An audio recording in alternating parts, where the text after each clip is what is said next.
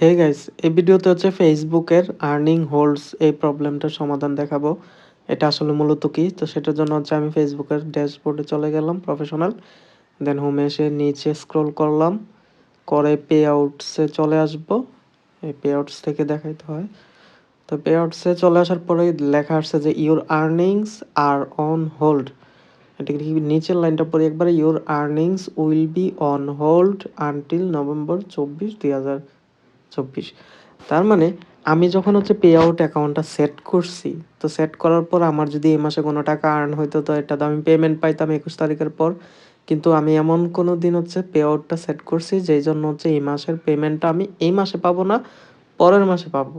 এটা আসলে কোনো প্রবলেম নাই, এটা কোনো আর্নিংয়ে কোনো সমস্যা হবে না, কিছু হবে না। জাস্ট এই আর্নিং আমার গত মাসে যে ইনকামটা হয়েছে সেটা এই মাসে আমি মানে পে আউট করতে পারবো না, ব্যাংকে ট্রান্সফার করবে না আর কি, পরবর্তী মাসে ব্যাংকে ট্রান্সফার করবে। তো এই জন্য এই লেখাটা আসে।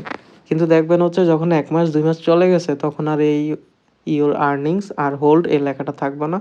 তো যারা হচ্ছে ফেসবুকে আর্ন করতেছেন তাদের কোনো টেনশন করার দরকার নেই।